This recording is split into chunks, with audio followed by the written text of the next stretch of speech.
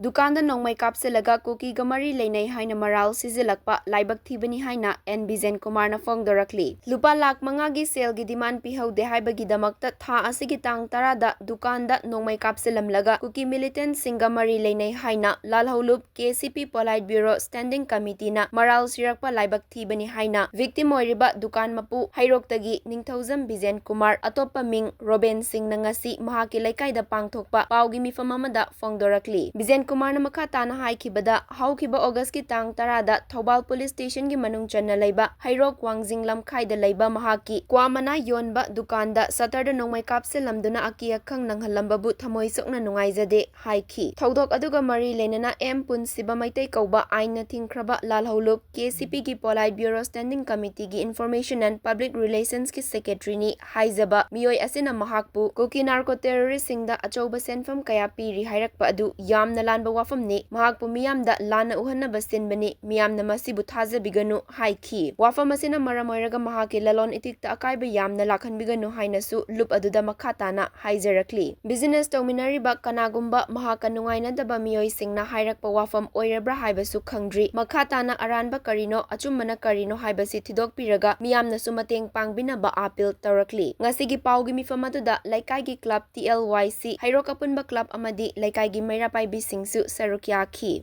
Aigi wangjingda laiba dukan kwa maru manajo anda dukan da haukiba tang tara 2025 ta lehing de dongwi raun hong kapsin dana aki kan to jahal amago ai amo sem nuajade masi aigu pihan kangan jabani aduga em Punsiba maiteina press ta phongdok pirakpa aibu Kuki narco terrorist singa mari laina dana asobu sentham kaya Kuki da kakade kai haibase yam trina lanba nufam yaudaba aibu ran uhannabagi damakta simbani masi thamo sonu yajani de mayamna masibu chumna nobiganu madong mamangda Punsiba em Punsiba gi kangu dagi aingonda lupa lakh manga gi demand lakhiba lai maduda ina pihaudabana maram oraga aibu Kuki militant singa mari laini haiduna lana pau sandoktuna aibu mayam langda lan uhanbani masi togidana wa ina em Punsiba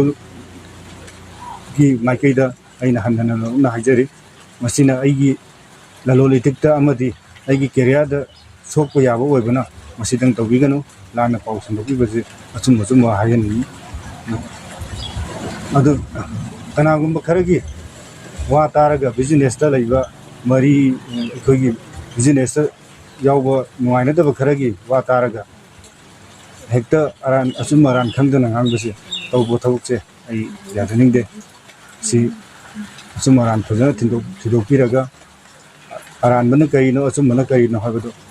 adu achum khaktang pakhat hanni